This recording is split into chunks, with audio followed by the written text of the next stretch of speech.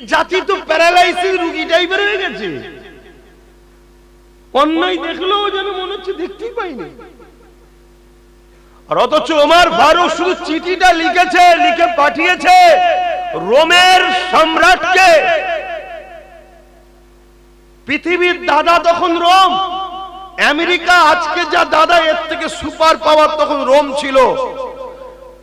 যে জুলুম যে হচ্ছে তোমার দেশে শুনছি, উমার কি আসবে রোমে? যে চিঠি পড়ে লিলিয়ে গেছে বইয়ে, যে সাহাবী ভাই তিনি বলছে উমারে ফারুক হুজুরের চিঠিটা পড়ে রোম সম্রাট উঠে দাঁড়িয়েছে, হাত পাতা থরথর করে কাঁপছে, চিঠির উল্টোই লিখছে, না জাহাপানা, আমি জুলুম বন্ধ করছি, আপনাকে আসতে হবে না। কথা কিছু বুঝছেন? আর আজকে এত মুসলমান আমাদেরকে দেখে জালিমরা কি বলছে, ওদেরকে আরো মূর্খ বানা, ওর বাপকে দিয়ে তো বোম্বে দিয়েছি, ও ছেলেকে দিয়ে আরো কিছু করাবো।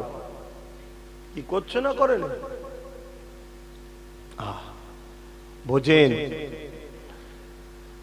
ইসলাম মানবতার নাম, ইসলাম ইনসাফের নাম, ইসলাম ন্যায়ের নাম, ইসলাম সত্যের নাম।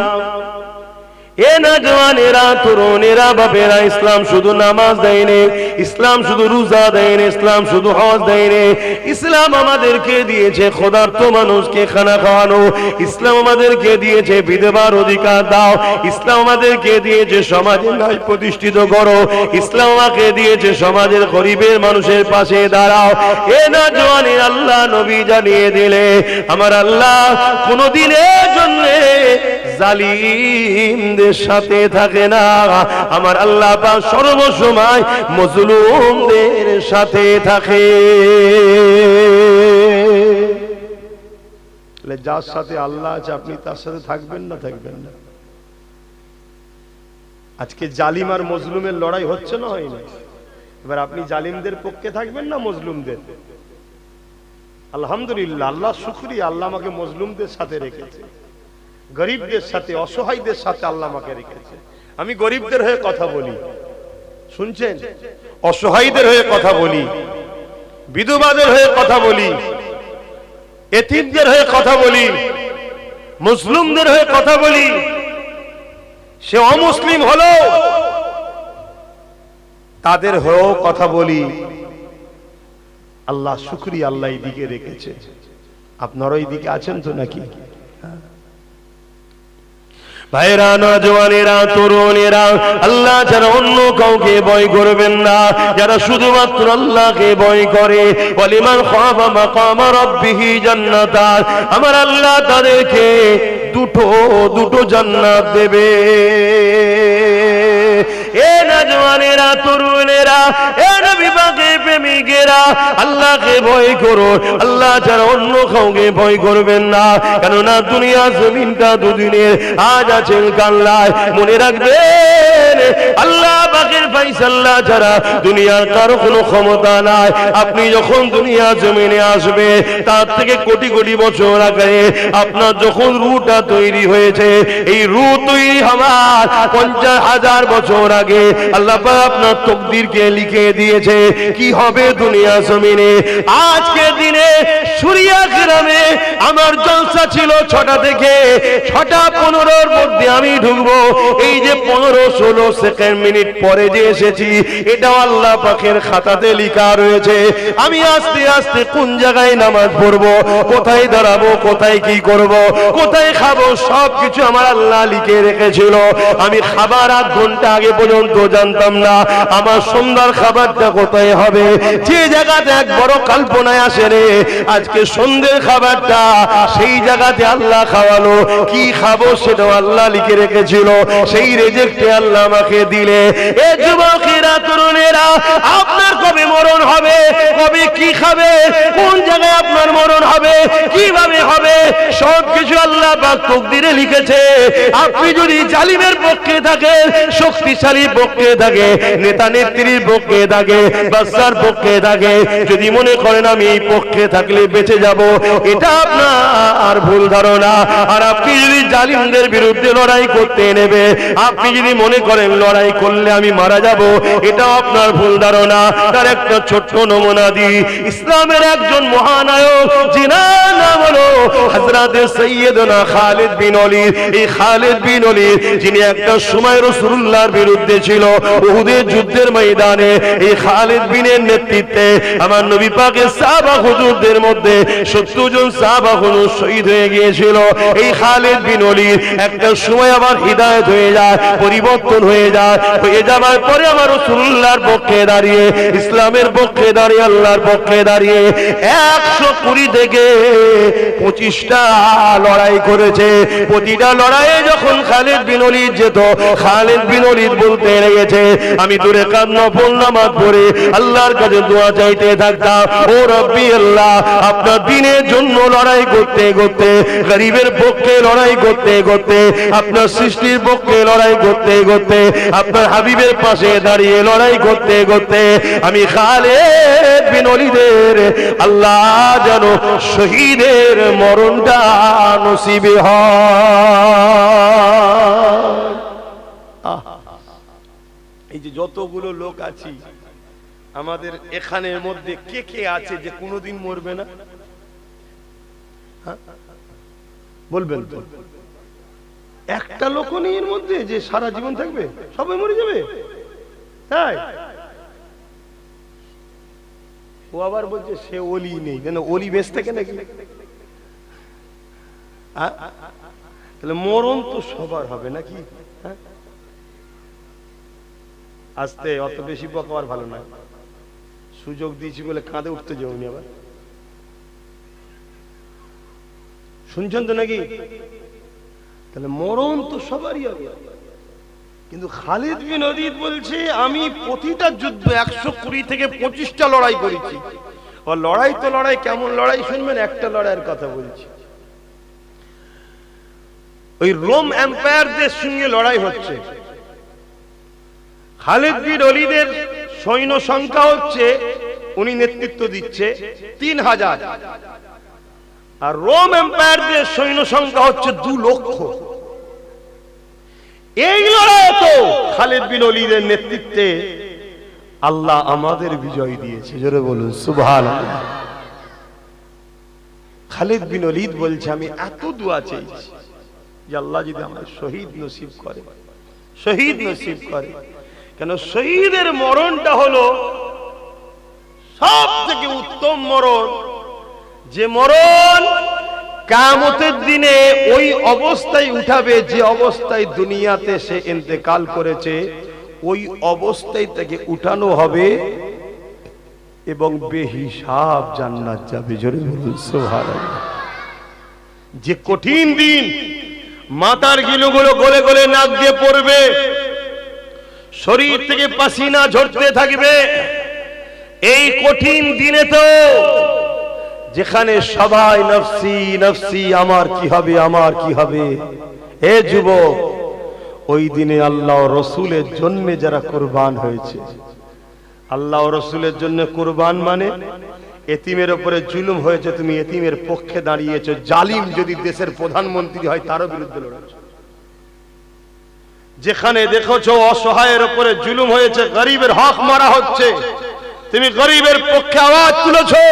আর আওয়াজটা যদি রাজ্যের সিএম এর বিরুদ্ধে হয় যে তুমি ছোট মানুষ, এত বড় নেতা না, আমি ও নেতাকে আমি চিনি না, আমি এতটুকু জানি এর পাশে দাঁড়ালে আল্লাহ খুশি হয়, আল্লাহর খুশির জন্য আমি এর পাশে দাঁড়াবো। এই নিয়তটাই ছিল তোমার বড়। এই কামিয়াবি যদি তুমি করতে পারো, এমনও হতে পারে আল্লাহ তোমায় গাজীও বানাবে। গাজী হলে দুনিয়ায় মালও পাবে, ইজ্জতও পাবে, আবার পরকালে জান্নাতও পাবে। জোরে বলুন সুবহানাল্লাহ।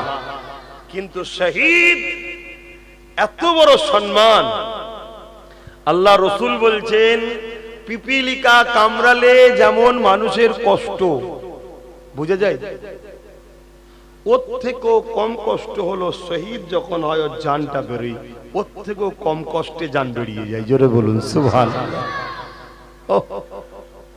ভাইরা, নওজওয়ানেরা, তরুণেরা, এ নবী পাকের প্রেমিকেরা, আল্লাহ পাক যেদিন কিয়ামত করে দেবে, ময়দানে মাশর হয়ে যাবে, হিসাব নিকাশটা হয়ে যাবে, জান্নাতীরা জান্নাতে চলে যাবে, জাহান্নামীরা জাহান্নামে চলে যাবে।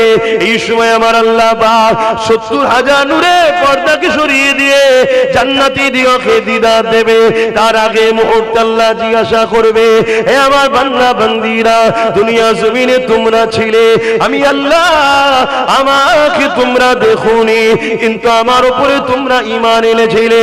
আমানতু বিল্লাহি, আমি আল্লাহ আমার উপরে ঈমান এনেছো, আমাকে তোমরা দেখোনি, তারপরও আমাকে খোদা বলে সিজদা করেছো, আমার হুকুম মেনেছো।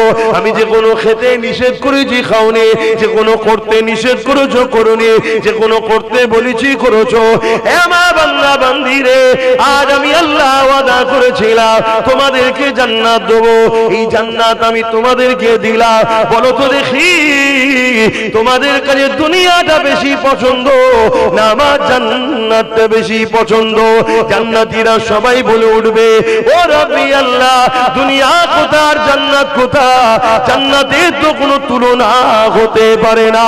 আল্লাহ পাক দুনিয়া থেকে লাখো কোটি গুণ বেশি আরো সুন্দর জান্নাত। আল্লাহ পাক ওই সময় বলতে লাগবে, আমার বান্দা বান্দীরে, তাহলে তোমরা কি আমার দুনিয়াতে আর যেতে চাও?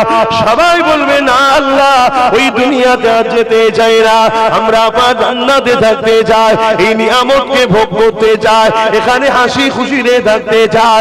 কিন্তু তাদের মধ্যে থেকে একদল যুবক দাঁড়িয়ে যাবে, দাঁড়িয়ে গিয়ে বলতে লাগবে, আমার আল্লাহ, আমরা দুনিয়াতে আবার যেতে চাই।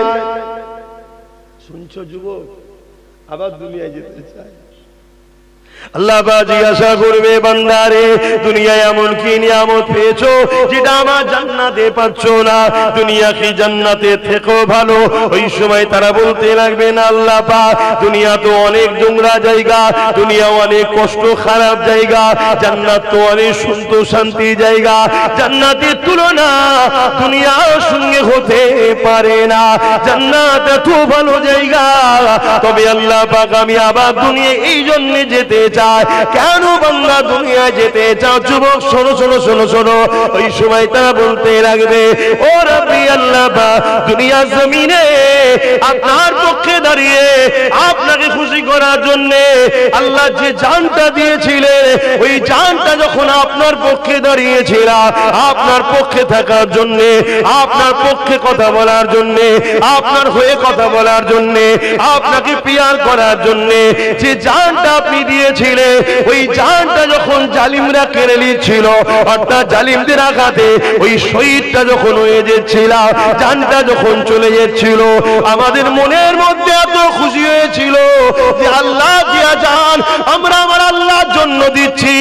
এই যে টাইমে মজাটা পেয়েছিলাম, আল্লাহ, এই মজা জান্নাতে নাই, জান্নাতে নাই, এই দুনিয়ায় কি আপনার জন্য আবার জীবন দিতে চায়?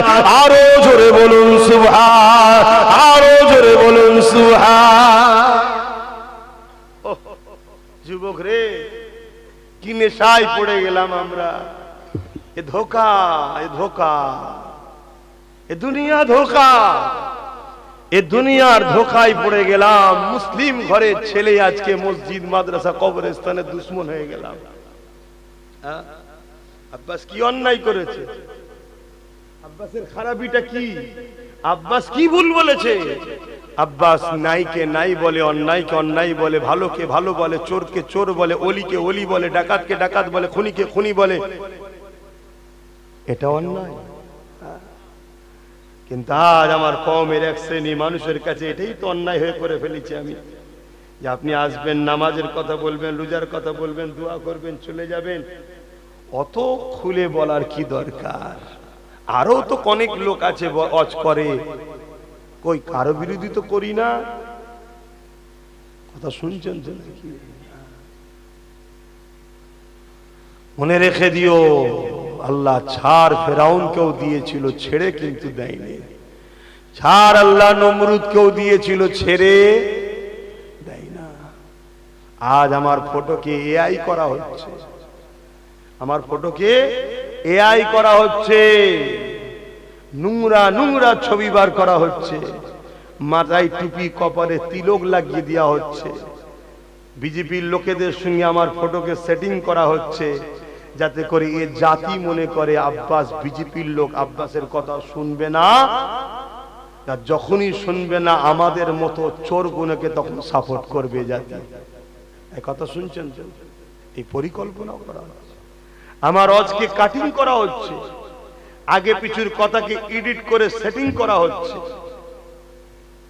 কথা বুঝলেন? কত রকম চক্রান্ত করা হচ্ছে, কিন্তু এরপরও ইজ্জতের মালিককে আল্লাহ। আমার ইজ্জত দেখেছে, আল্লাহ দিয়েছে, আল্লাহ ইজ্জতের হেফাজত করছে, আলহামদুলিল্লাহ। পারিবারিক বিষয়ে আঘাত দিবার চেষ্টা করছে, কি না করছে জালিমরা। এটা কি নতুন? আহারে, মনে রেখে দিও, এ উম্মতে মুহাম্মাদি, বিজয় যদি চাও, কামিয়াবি যদি চাও, ইজ্জত দুনিয়া আখিরাতের যদি চাও, সর্বপ্রথম নিজের কওমের মধ্যে গাদ্দার গুলোকে চিনতে শেখো। প্রকাশ্য দুশমনকে চিনা যায়। মোদি আমাদের দুশমন, অমিত শাহ আমাদের দুশমন, শুভেন্দু আমাদের দুশমন, দিলীপ ঘোষ দুশমন, এদেরকে আমরা চিনি। আমাদের পাশেই ভাটপাড়াতে রয়েছে অর্জুন সিং, এ একটা আমাদের দুশমন। এগুলোকে চিনা যায় রে বাবা। কিন্তু তোমার আমার ভেতরে মুসলমান সেজে নামের আগে মোহাম্মদও আছে, তোমার আমার কওমের মধ্যে সেজে একদল গাদ্দার আছে না নাই? আওয়াজ আওয়াজ আওয়াজ। ওই গাদ্দার গুলোকে আগে চেনো, আর গাদ্দার গুলোর সঙ্গে সাহাবা হুজুররা যে ব্যবহার করেছিল তৎকালীন মুনাফিকদের সাথে, ওই ব্যবহার করো, তবে তোমরা বাঁচবে। শুনছো? এ গাদ্দাররা হলো শিয়ালের পাট নিয়েছে, খাদ্যকে ধরে ধরে ধরে ধরে ধরে ধরে রাজা মুসাইয়ের কাছে পৌঁছাচ্ছে। শুনছেন? অতএব এই গাদ্দারকে চেনো। আমার নবী পাক সাল্লাল্লাহু আলাইহি ওয়াসাল্লামের অনেক কষ্ট দিয়েছিল তৎকালীন সময় মুসলিম সুরাতে মুনাফিকগুলো, অনেক কষ্ট দিয়েছে। এই যে উহুদের লড়াইয়ের ময়দানে আর বদরের লড়াইয়ের ময়দান, দুটো ময়দানের কথা বলছি, আর যতগুলো লড়াই হয়েছে আমি আবার বলছি, বড় পাওয়ারের সাথে পুরো বিশ্বকে চ্যালেঞ্জ দিচ্ছি। মানুষটা ছোট হতে পারি, কথাটা তো আমার নয়। আমার নবী কখনো কোন ধর্মের বিরুদ্ধে লড়াই করেনি। আমার নবী লড়াই করেছে জালিমদের বিরুদ্ধে, সন্ত্রাসদের বিরুদ্ধে, খুনিদের বিরুদ্ধে, ধর্ষকদের বিরুদ্ধে। এবারে বলো, খুনি জালিম ধর্ষকদের বিরুদ্ধে লড়াই করাটা দরকার আছে না নাই? এই লড়াই আমার রাসূল করেছে। এই লড়াইকে যারা অপছন্দ করে, জানতে হবে তারা আজকের দিনে ধর্ষকদের পক্ষে, আজকের দিনে তারা খুনিদের পক্ষে, আজকের দিনে তারা জালিমদের পক্ষে। এই আমিনা আল্লাহর বিরোধী যারা করে, তারা হয় চরিত্রহীন, নয় সন্ত্রাস, নয় খুনি, নয় দাঙ্গাবাজ। আমিনা আল্লাহর বিরোধী কোনদিন পৃথিবীর কোন ধর্মের সভ্য ভদ্র লোক করেনি। অন্য ধর্মের কথাও বলছি, তাদের ধর্মের ভদ্র সভ্য লোক কোনদিন আমিনা আল্লাহর বিরোধী, বাচ্চার বিরোধী করে? আমার দেশের গান্ধী বাবু আমার রাসূলুল্লাহর পক্ষপাতিত্ব করেছিলেন, বলেছিলেন শাসক তো হতে হবে ওমর ফারুকের মতো। আর ওমর ফারুক তো মুহাম্মদ সাল্লাল্লাহু আলাইহি ওয়াসাল্লামের আদর্শে গড়া একজন ছাত্র। জোরে বলুন সুবহানাল্লাহ। শুনছেন ভাই? হ্যাঁ, তো বলেন, আমার রাসূল পাক সাল্লাল্লাহু আলাইহি সাল্লামকে আঘাত দিয়েছিল মুনাফিকরা। একটা হলো বদরের ময়দান আর একটা হলো ওহুদের ময়দান। বদরের ময়দানে নবী ও নবীর সাথীদের ছিল মাত্র 313 জন, আর জালিমদের ছিল 1000। আর জীবনের প্রথম লড়াই, জীবনের প্রথম নবীর সাথে যে কজন কলমা পড়েছে, নবীর ছায়া সাথী হয়েছে, সঙ্গী সাথী হয়েছে, জীবনের প্রথম তারা খাজুরের ডালে লড়াই করতে নেমেছে সন্ত্রাস জালিম আবু জেহেল উতবা সাইবার বিরুদ্ধে। সেই লড়াইয়ে বেশি দেরি হয় না, চট জলদি বিজয় লাভ হয়েছে। জোরে বলুন সুবহানাল্লাহ। ক্ষতিও অতটা হয়নি। আর ওহুদের ময়দানে নবী পাক বেরিয়েছে 1000 লোক নিয়ে, আর জালিমদের সংখ্যা 3000। কিন্তু নবীর 1000-এর মধ্যে একজন দাড়িওয়ালা টুপিওয়ালা মুসলিম সূরাতে একজন ছিল, যার নাম হলো আব্দুল্লাহ ইবনে উবাই। কি নাম? সে হঠাৎ করে 300 সৈন্যকে নিয়ে সরে যায় যে আমরা যাব না। তাহলে এই যে ধোঁকা দেওয়া বা খটকা লেগে যাওয়া, মনের স্পিডকে দমিয়ে দেওয়া, এই গাদ্দারিটা করার জন্য আমার নবীর প্রিয় প্রিয় পাওয়ারফুল শক্তিশালী 70 জন সাহাবা ওহুদের ময়দানে শহীদ হয়েছে। কাদের জন্য এই ক্ষতিটা হলো? প্রকাশ্য দুশমন না গাদ্দার মুনাফিক? এই জোরে বলুন। আমাদের মধ্যেই মুনাফিক আছে না? আমরা আরো অনেক দূরে চলে যেতাম, মুনাফিকরা ভেতরে ঢুকে গিয়ে আমাদেরকে ধোঁকা দিয়ে দেয়, আমাদের স্পিডকে দমিয়ে দেয়। এই মুনাফিক চেনো, এই মুনাফিক চেনো। আল্লাহ নবী বলেছে আমার উম্মত দাবিদারদের মধ্যে 73 দলে বিভক্ত হয়ে যাবে। বনি ইসরাইল কওমের দলেরা ছিল 72, আমার উম্মতের মধ্যে 73 দলে বিভক্ত হয়ে যাবে। 73 দলেই নামাজ, 73 দলেই টুপি, 73 দলেই দাড়ি, 73 দলেই পাগড়ি, 73 দলেই রোজা থাকবে, কোরআন শিক্ষা, হাদিস শিক্ষা, মসজিদ মাদ্রাসা সব থাকবে। এরপরও 72টা দল জাহান্নামে যাবে। আজ আমাদের সমাজে এমন নামাজি আছে, এমন রোজাদার আছে, এমন আনেওয়ালা রয়েছে, এমন জলসা করনেওয়ালা রয়েছে, জলসার মাহফিল দেনেওয়ালা রয়েছে, যা সব রয়েছে, অথচ আজকের ইসলামের খুলেআম দুশমন বিজেপি ও টিএমসির সাথে এখনো তারা সাথ দিয়ে চলছে। এরকম মুনাফিক গাদ্দার আছে না নাই? আওয়াজ দেবুন, আছে না নাই? আমার কথা আপনাদের অসুবিধা? বিজেপি ইসলামের দুশ্মন না দুশ্মন না? তাই ইসলামের যে দুশ্মন হয় সে জালিম নয়? জোরে বলে। মমতা ইসলামের দুশ্মন না দুশ্মন নয়? এ তো বিরাট বড় দুশ্মন। ও তো প্রকাশ্য দুশ্মন, আমরা অনেক দিন ধরে জানি। ও যে প্রকাশ্য দুশ্মন আমরা অনেক দিন ধরে জানি, কিন্তু এ ছিল আমাদের বন্ধু সেজে, আমারই শিল, আমারই নোরা, আমাদেরই ছেলেদের দিয়ে নিজে শক্তিশালী হয়ে আমাদেরই ইসলাম বিরোধী আইনকে সাপোর্ট করলো না করলো না? তাহলে এ দুশ্মন নয়? এ জালিম যে ইসলামের হয় সে দুশ্মন নয়? তাহলে এই ইসলামের দুশ্মনদেরকে যারা সাপোর্ট করে তারা কি মুনাফিক নয়? তারা কি মুমিন মুসলমান ইমানদার থাকতে পারবে? এজন্য আমি বলেছি দিদি মুদিকে যারা ভোট দেবে তারা হলো বেঈমান। কথা কিছু ভুল বলে ফেলেনি তো? কেন আপনারা সব তো অনেক বড় বড় মুফতি মৌলানা। কি এবারে এই কথা যখনই বলবো, এই কথা শুনে কোনো অমুসলিমের কষ্ট হচ্ছে না, কষ্ট হচ্ছে দেখুন আমার পাড়ার, আমার গ্রামে কিছু মুনাফিক মুসলমানদের কষ্ট হচ্ছে না? হয়নি? তারা বলছে মুদির কথা বলে বলুক, দিদির কথা বলবে কেন? আজান হচ্ছে, মাইক বন্ধ আছে।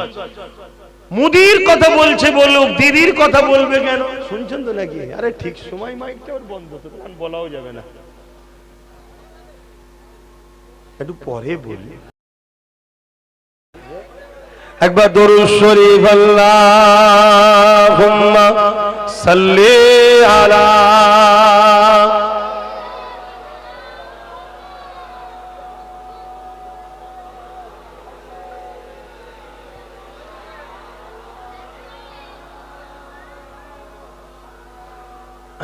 আজানটা হয়ে যাক, এক মহল্লায় আজান হচ্ছে।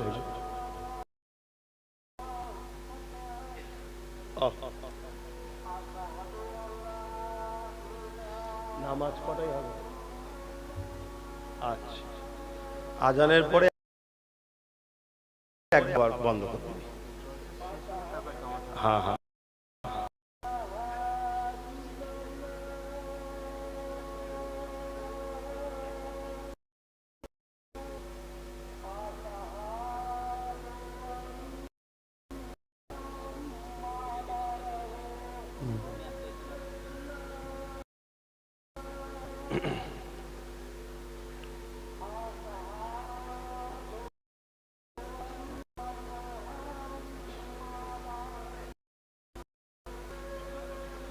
সাল্লাল্লাহু আলাইহি ওয়াসাল্লাম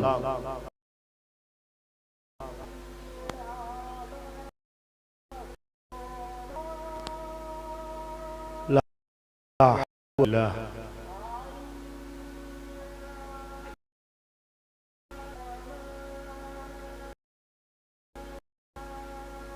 লা